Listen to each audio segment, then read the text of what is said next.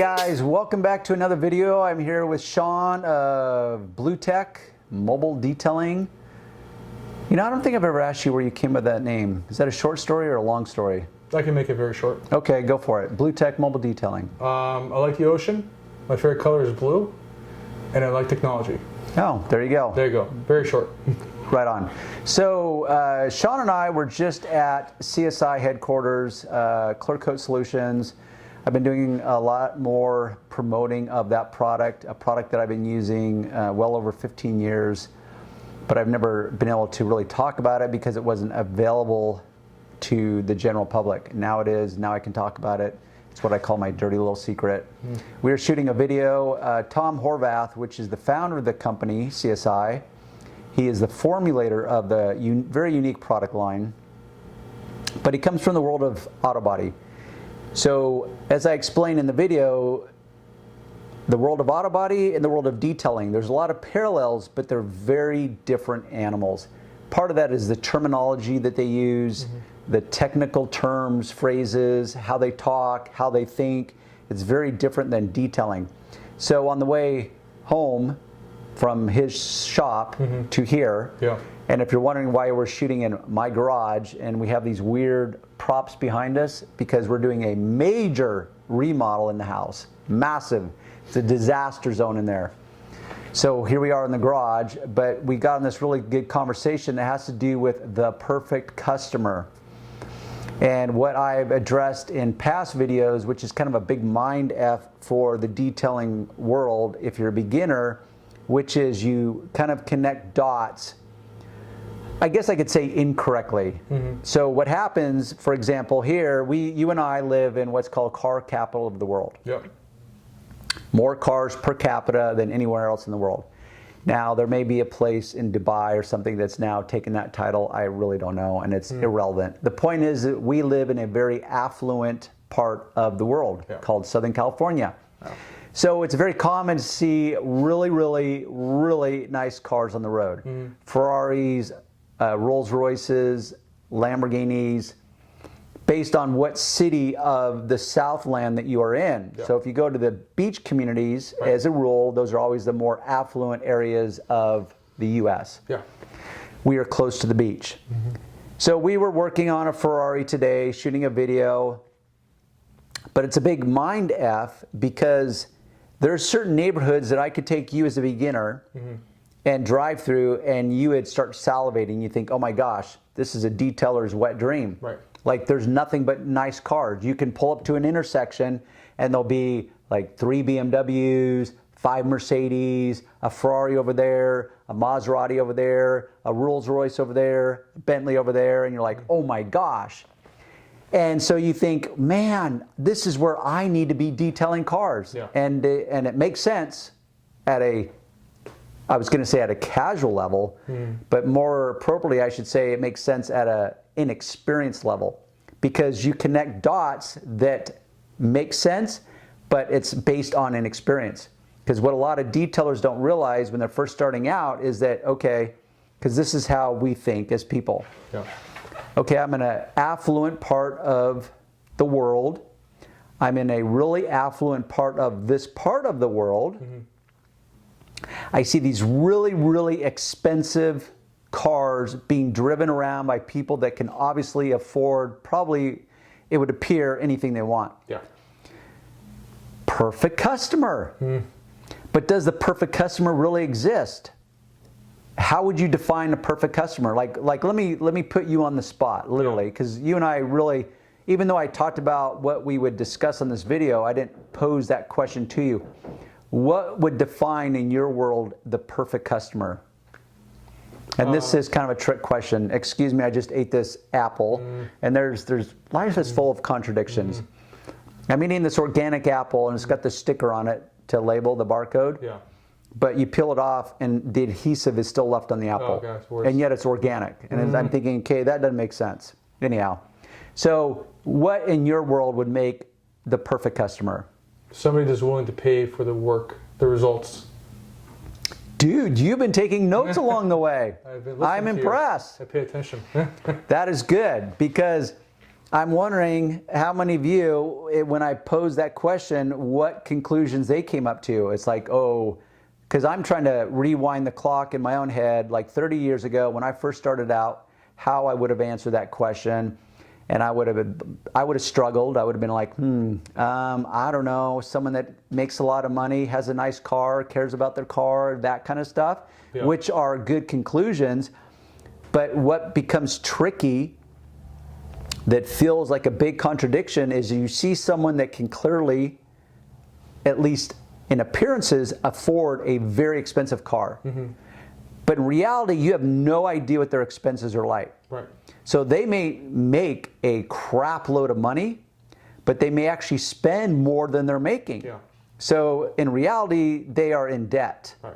But yet they're driving a $200,000, $300,000 car, whatever, maybe a $500,000 car. Right. Bentleys. It does, so you think, oh, they're my perfect customer because they must be rich, or they wouldn't be able to buy that car. Okay, well, it's one thing to be able to buy a car. It's also another thing to be able to lease a car, which costs less month to month to own, as in buy it versus lease it. Right. And then it's another thing to actually maintain it properly. And that's where detailing comes in. As detailers, we know, at least most of us that are in the business, know what proper maintenance and care is. Right. Never mind restoring a car that's been neglected or abused. It's how about just maintaining a car in pristine or new-like condition. So we connect dots in that way where it's just like, oh my gosh, once again, here I am in Nirvana. This is my perfect customer. So in my head, I'm thinking to myself, I wonder how Sean is going to answer this question. I'm putting him on the spot. In my head, that is the ticket, because a lot of guys forget about the fact, wait a minute, I am running a business. If I don't remain profitable, guess who's not running a business? Guess who doesn't get to follow their passion of working on and detailing and cleaning cars that they love, love, love? You aren't, because you're not profitable. So next thing you know, you're out of business. As much as you love it and you're passionate about it, which is fine, but that's only part of the equation.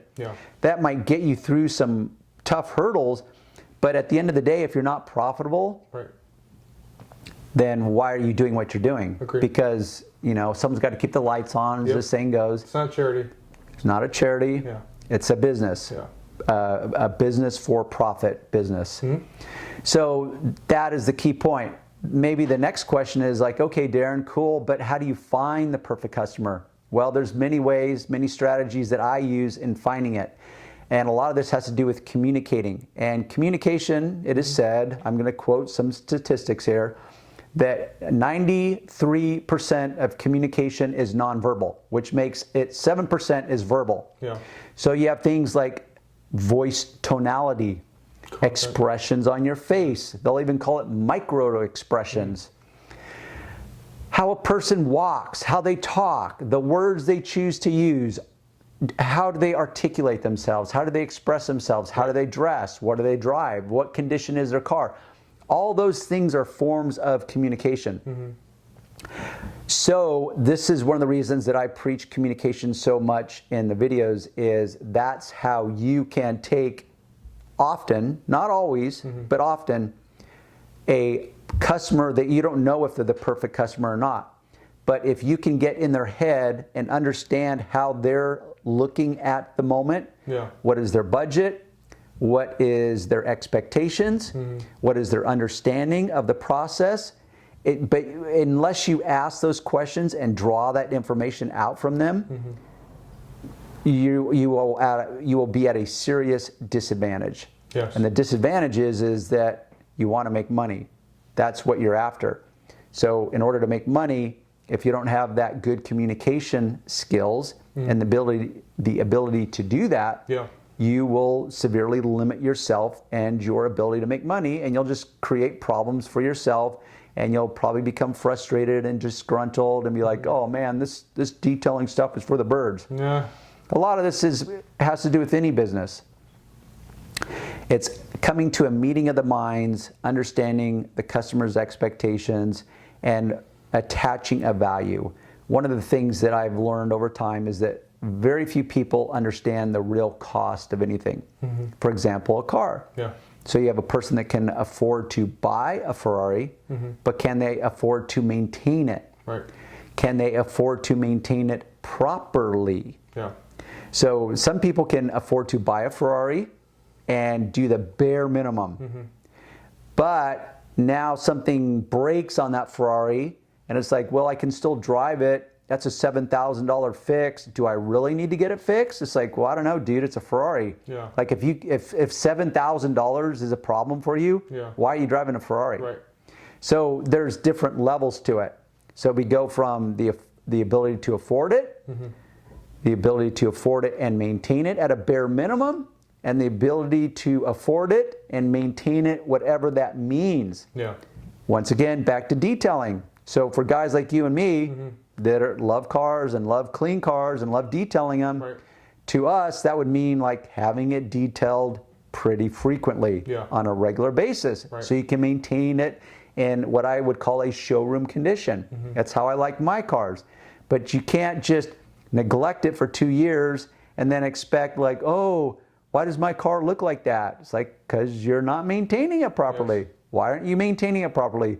Well, because it gets really expensive and I don't want to pay $200 a month or $1,200 a month to have some guys show up at my door and maintain my cars. Right. Then why'd you buy a Ferrari? Yeah. Why'd you buy a Lamborghini? Why'd you buy a Rolls Royce? Oh, well, because I lease it. Oh, really? Oh, suddenly leasing is a whole different mentality. Leasing is a renter's mentality. Yeah. Because they know, guess what? In 3 years, I'm going to get a brand new Rolls Royce. Right. So as long as the dirt's knocked off of this, I don't really care because I'm driving around in a Rolls Royce. Yeah. You know, I'm looking like the big fish in a little pond perhaps, or sometimes a big fish in a really big pond, because now you're competing with everyone and their brother that has the ability to buy really nice cars. Yeah.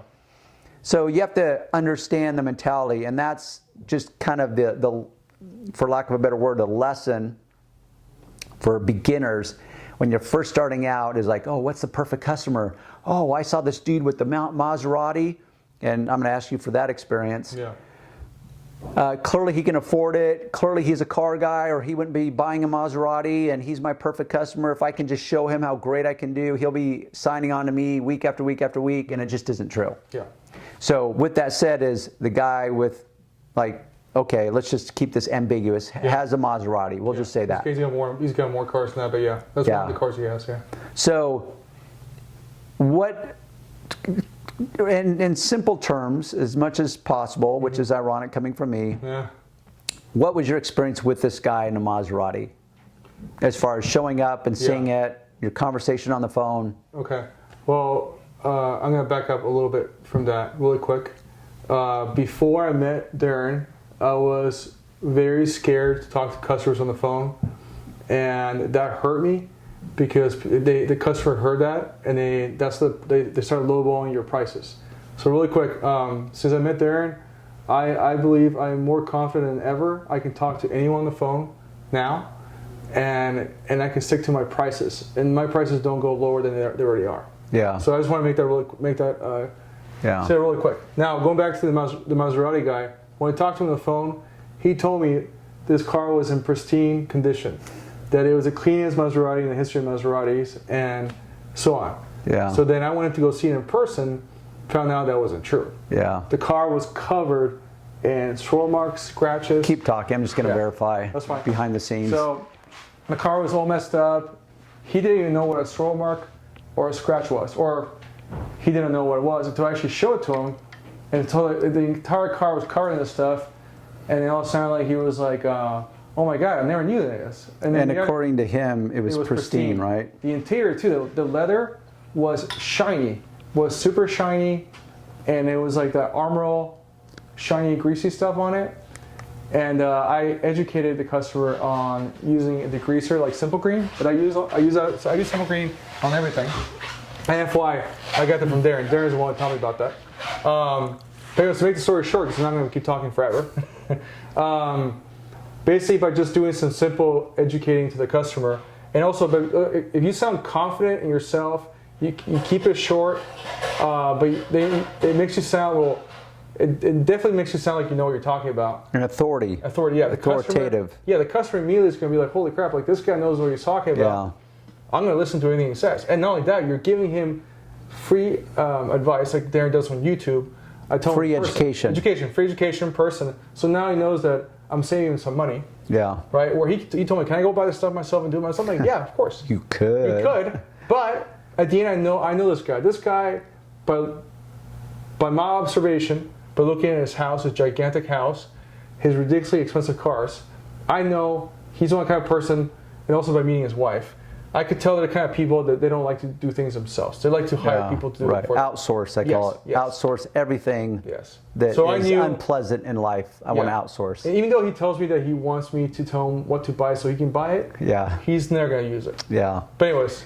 Very classic. So good example. I'll give you my example, which is a big mind F. And welcome to social media. It is just meaning there's very little that you can truly believe 100% when it comes to social media. Everything's manipulated. It's called social engineering, by the way. Oh, yeah. And if you think it's not happening, then you can sit and marinate in your own naivete, if you will. So I showed up to this dude, lived in a very affluent part of the coastal communities. I'm not going to call it out by name. So the guy lived in a very expensive, one of the most expensive zip codes in Orange County. Okay. Was a architect, so educated. As a rule, people hear architect and they think, oh, he probably makes decent money. Owned a Ferrari, a red Ferrari. So he's got this badass house at the beach, $2 million minimum, and this was probably 20 years ago. Oh, okay. So I know nowadays that'd be like a $10 million home. Right. Point is, it's a nice place. Ferrari in the garage, convertible Ferrari, red convertible Ferrari. What I call him, architect? Man, I'm confusing architect and engineer in my head. So architect. All this stuff that is creating this appearance, this information that I'm trying to interpret in my head. Right. Now I show up and I'm doing a pre-inspection with him, and he's telling me how meticulous he is with his car. It's his baby. He only takes it to a hand car wash, and he's illustrating how careful he is with his Ferrari and how cool it is. I look at the paint and I'm like, wow. I'm not sure what your eyes are seeing, but my eyes are seeing a lot of bad stuff. Right. Water spots, endless scratches, endless wash scratch. I mean, it was just on a scale of 1 to 10, 10 being pristine, perfect, 1 being the worst. I'd give it probably a 5.5 tops as far as the paint, just the paint. Yeah. And he's telling me all this stuff about how careful he is with it and how much he cares about it. And so I'm going, okay, this is cool. In many ways, I'm looking at him initially as the perfect customer. Yeah. Okay, it was a rude awakening. It's like, wow, this doesn't make sense. Like, A, how did this car get to be in such bad shape? B, how come you don't look at the paint and see the water spots that are etched into it, as well as all the scratching? So there's that. And then C, why are you waiting till just this moment to now call out a guy like me to detail your car? Right. None of it made sense. Yeah. So initially, everything created what I call the perfect customer. Yeah. But then as I dug in and I got to know him, started asking questions, getting some feedback from him, it's just like, wow, this is really screwing with my head. Doesn't make sense. Right. So that's where, once again, communication skills are so important, because there's a lot you can do through communicating: how you dress, how well spoken you are or aren't, all those things, from your vehicle, your setup, how clean and organized is your own vehicle. Yeah. Your uniform. Do you actually have a branded uniform? Right. As in a t-shirt at a minimum. Yeah. Those are all forms of communication. So you can communicate that to the customer, and you have the ability to create the perfect customer in a moment that has the ability to go opposite directions. Yeah. Because if you don't have those communication skills, like verbally and intellectually, Right. as well as you're not communicating the right information visually, Yeah. then you could take a customer that could be the perfect customer, Right. and suddenly now they're the worst customer Yeah. because you haven't understood your customer, who they are, how they think, how they're interpreting this, their budget. All these things need to be interpreted so that you can then, I call it kind of, how do I label that? When I submit them by asking the right questions, I manage them into submission through communication. But I can tell very quickly if a person is capable of that, because there's some people that are either so egotistical, so stubborn, Right. so naive, whatever, that you realize, okay, this just ain't gonna happen. Right. Like, can I say something real quick? Oh yeah. There's recently I did a Toyota Tacoma, and the customer expectations were twisted because in the past he would take it to a car wash to get it detailed. Oh yeah, the car wash mentality, Right. I call And it. he wanted the shiny stuff, the armor all, and it doesn't matter how much I tried to educate him as far as how that's damaging his car and it's not doing anything for his car. Right. He didn't care. Yeah. So it went through one ear to the other. So that's a perfect example. Yeah, you realize when you deal with people long enough that you realize, okay, this just ain't gonna work. This Right, is and where then I walk away. The last thing I want to mention is also just because a guy drives a Ferrari does not make him like a good paying customer. In fact, I had a perfect story that Darren knows about this. I recently did a 2003 LaCrosse, which is a Buick LaCrosse, which is it was a jalopy, basically, and it was in really bad shape. And just to give you a perfect example, it took me 6 hours to detail this car, and I made $350, which is pretty good for myself, being a beginner. Right. Where a guy like Dave, Dave, is that a hypothetical? Dave the Maserati. Oh, okay. Guy, I don't want to take his name. Even though we were going to be ambiguous, Okay, well, okay, I can cut that out. I'm sure there are plenty of. My customer was who has a Maserati. I'll cut that out. Okay. The guy who has a Maserati, he Actually, you know what you could do if you want to keep this really candid? You could just bleep over, like just I get it. cancel out the volume when you say his name. Got it. I'll And then do we that. could keep this completely candid. Perfect. Okay. Okay. I'm gonna say. Let me actually start over. Okay. One of my customers I do weekly.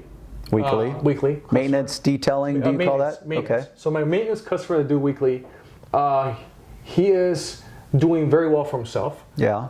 Has a lot of nice cars, but he's very cheap. Yeah. So he. Another contradiction. Yes. They are some of the richest people or some of the cheapest people, cheapest thinking people that you will ever meet. It doesn't make sense. Right. It's like, how did they become rich? Yes. I don't know. And I've detailed so far one of his cars I do weekly at a ridiculously cheap price because he lives across the street from me, so I'm willing to just let it slide. But then I recently did 3 of his cars, and I gave him a really good deal, and he still wanted me to go lower. Yeah. But then I explained to him because the good thing about this guy is that he's so picky. He's a neat freak. Is that he's also very picky about who touches his stuff. Yeah. So the good thing about it is that he'd rather use me and pay my prices to go to someone else. So that's a good thing. You know why? Because I'm so awesome what I do.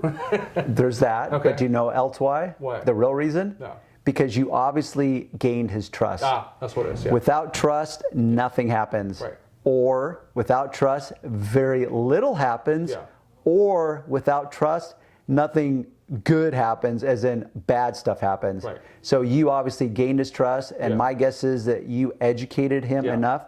Because I'm of the opinion that an educated customer always makes a better customer. Oh, yeah.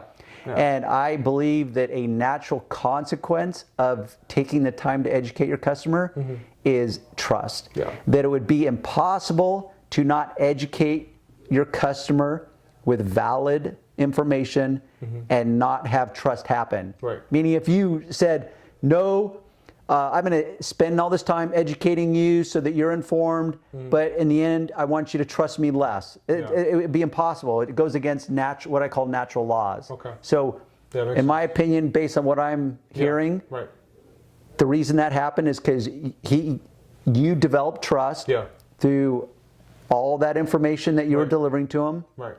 And now it's like, okay, as much as I don't want, as much as my butt's gonna pucker paying these prices that Sean wants to charge me, I'm gonna do it because I apparently trust Sean enough to touch my cars. Yeah. So it sounds like you actually, in real life, did what I'm trying to illustrate, which is you took the potential of a guy that makes pretty good money, but is a really, really cheap dude, and you turned him into a semi-perfect customer.